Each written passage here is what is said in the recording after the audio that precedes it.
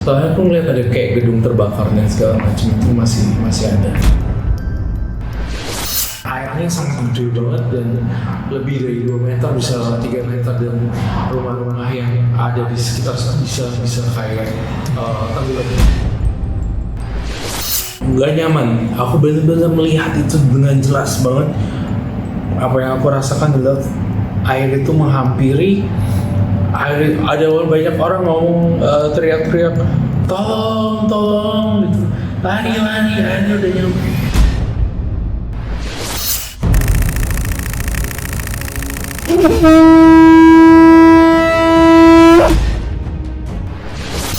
Perjalanan ini tidak mudah, butuh waktu panjang dengan segala yang menghadang.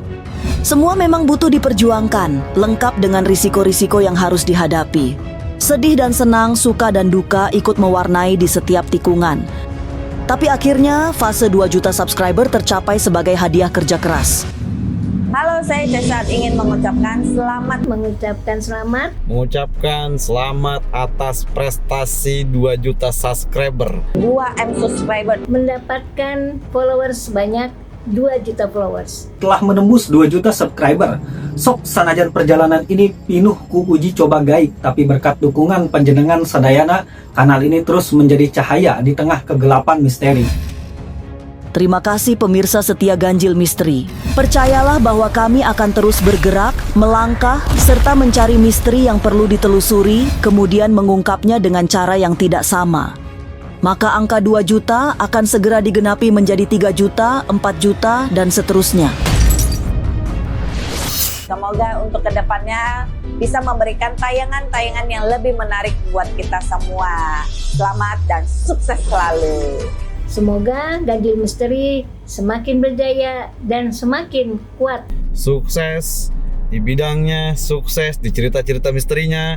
Jangan lupa teman-teman, like, subscribe, dan bunyikan loncengnya. Hatur nuhun pisan, dan ingat, misteri itu bukan untuk ditakuti, tapi untuk diungkap.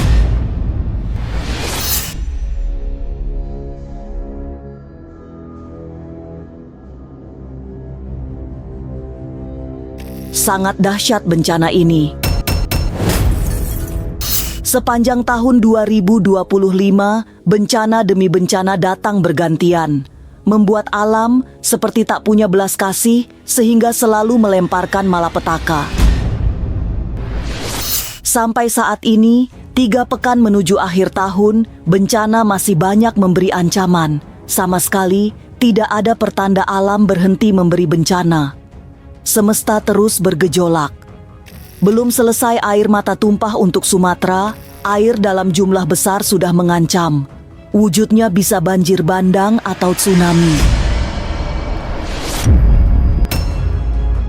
Penglihatan batin Roy Kiyoshi yang seorang indigo menunjukkan bahaya air yang datang di penghujung tahun. Sangat buruk kondisinya. Tapi apa makna mimpi Roy tentang banjir yang datang berkali-kali itu? Benarkah Jakarta terancam tenggelam? Jika benar terjadi, antisipasi apa saja yang bisa dilakukan agar selamat? Jangan dulu berlalu, masih akan banyak keganjilan yang terjadi di sini. Dan jangan lupa subscribe, like, komen, dan share, agar tak ada yang terasa ganjil di sekitar Anda.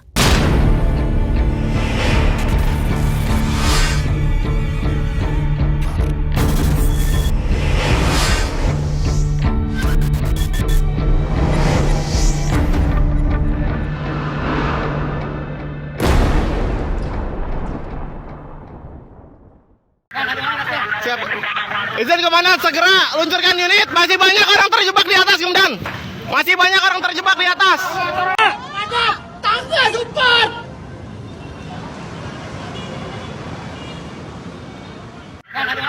Siap. Izin kemana? Segera luncurkan unit. Masih banyak orang terjebak di atas, Komandan. Soalnya aku ngeliat ada kayak gedung terbakar dan segala macam itu masih ada.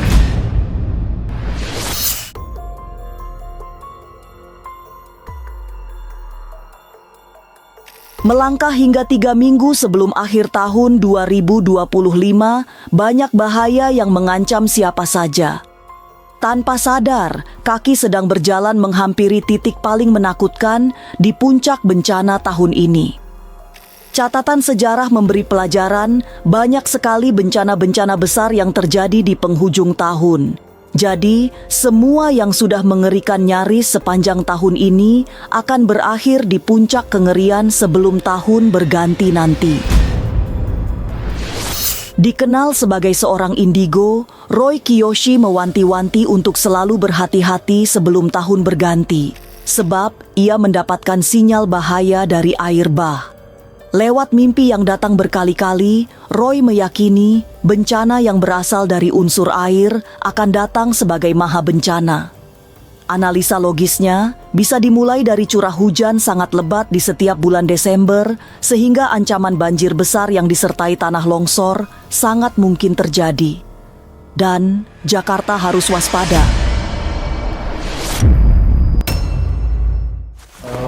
Untuk tahun 2025 ini udah mau habis ya. Tahun 2000 mau menjelang tahun 2026.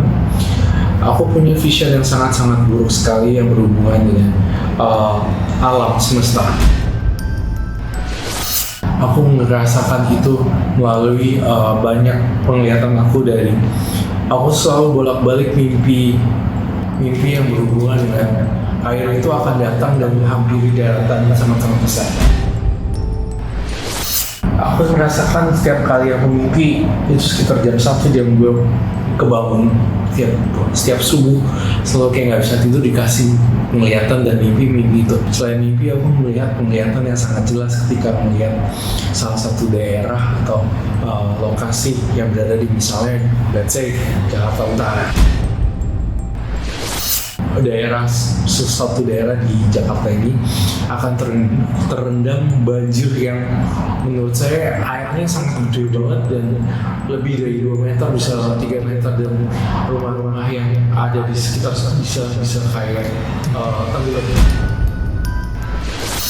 Merasa sangat dihantui oleh mimpi tentang bahaya air, Roy Kiyoshi sedih sendiri, sebab banyak yang menjadi korban. Mimpi datang tidak hanya sekali atau 2 kali itu, dipercaya bukan sekadar bayangan tak bermakna, melainkan pertanda tidak baik akan datangnya gelombang air yang menyerbu daratan. Roy ngeri sendiri, karena di dalam mimpinya terlihat orang-orang berteriak ketakutan. Semua yang dilihat dalam kondisi mengenaskan. Orang berteriak, berlarian, bahkan banyak yang terseret air dan tenggelam. Roy merasa sangat tidak nyaman dengan mimpinya itu. Gak nyaman, aku benar-benar melihat itu dengan jelas banget. Apa yang aku rasakan adalah air itu menghampiri. Ada banyak orang ngomong teriak-teriak, tolong, gitu. Lari, air udah nyampe. Dan itu kayak rata gitu, bener-bener kita nggak bisa lihat lagi daratannya mana, lautnya mana, kayak bener-bener mobil-mobil kayak tenggelam gitu ke bawah arus semuanya. Itu yang aku lihat di penghujung akhir 2025 dan di penghujung awal 2026 itu masih akan ramalan aku akan masih tetap berlaku. Jadi air yang sangat besar seperti tsunami, banjir besar, curah hujan yang tinggi, itu akan menyebabkan kita akan mengalami satu fenomena bencana alam, ya. Aku bilang ini mas seleksi alam sebenarnya. Bencana yang datang dari air memang selalu datang di penghujung tahun. Penglihatan Roy Kiyoshi yang diperoleh lewat mimpi bukan hanya mengerikan, tapi sinyal sekaligus lonceng tanda bahaya. Pertanda buruk yang disampaikan Roy menjadi semakin menakutkan karena datangnya mimpi di penghujung malam yang bagi para ahli spiritual diyakini sebagai mimpi yang akan menjadi kenyataan.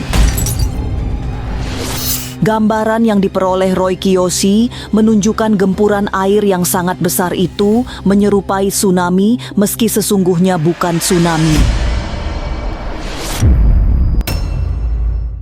Jadi alam semesta ini yang berhubungan dengan tanah dan berhubungan dengan air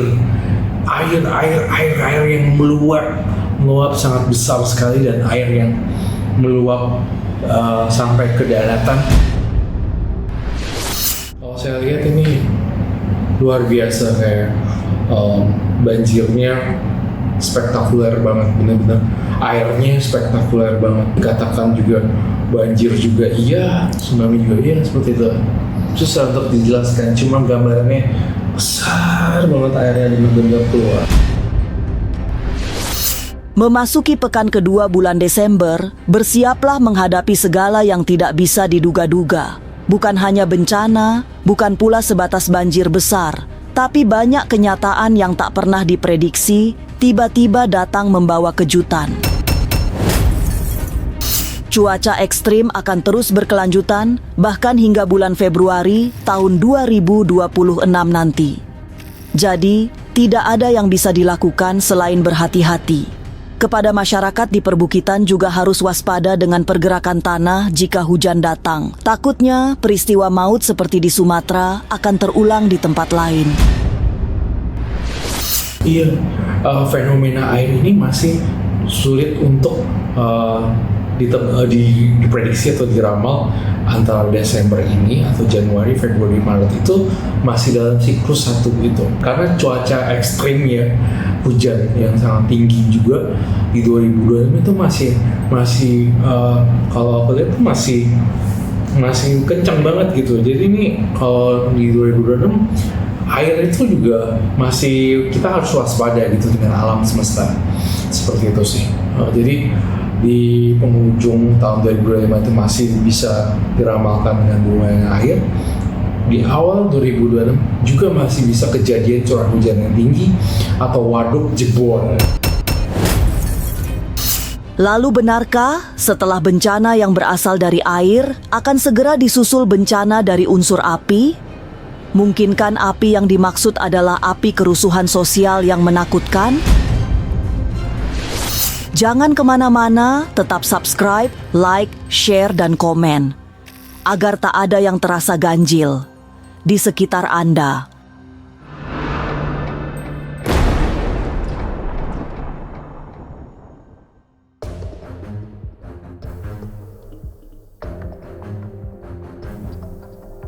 Terhitung 23 hari sejak hari ini, berisaplah menghadapi segala kemungkinan, sebab pergantian tahun adalah saat paling rawan terjadi sesuatu yang besar.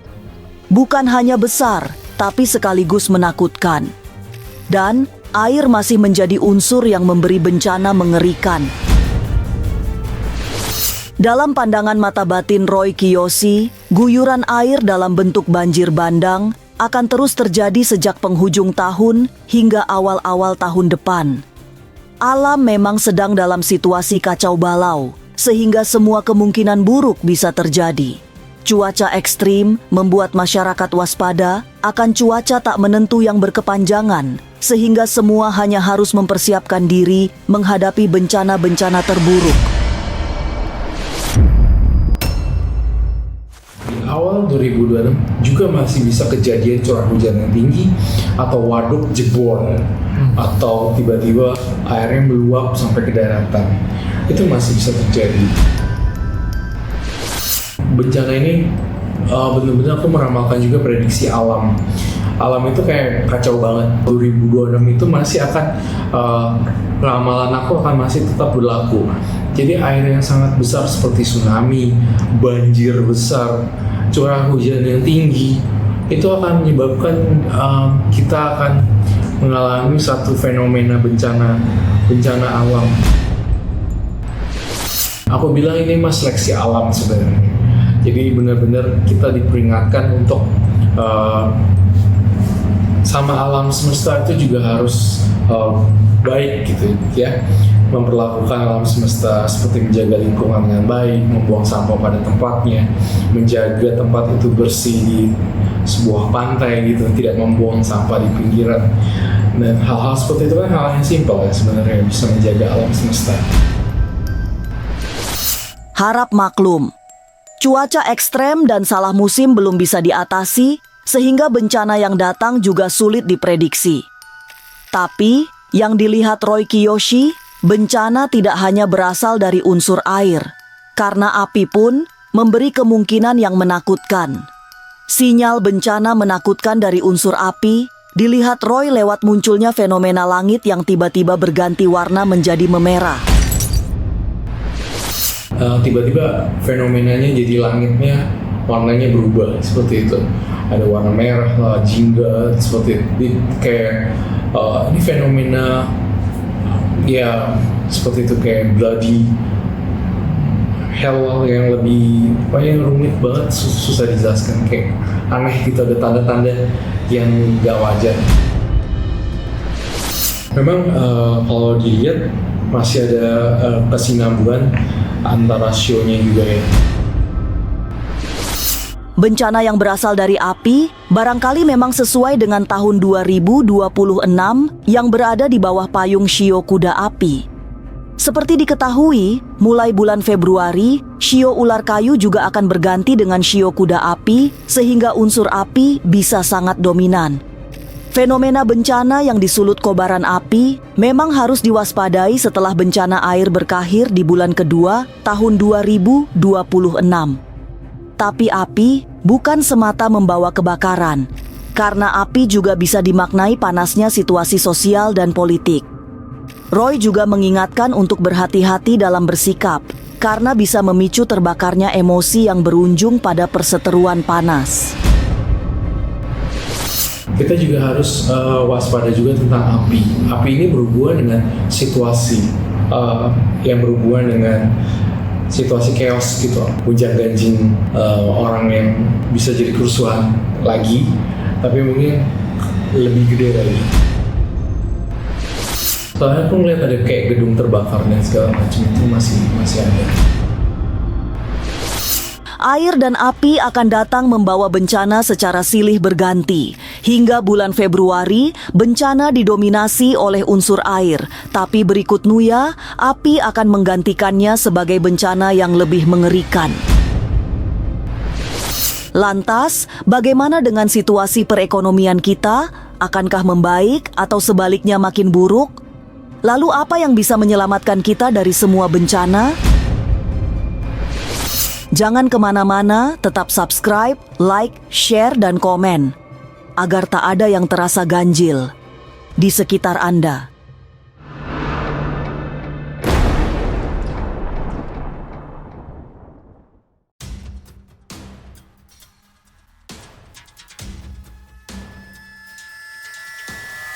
Situasi makin mengerikan.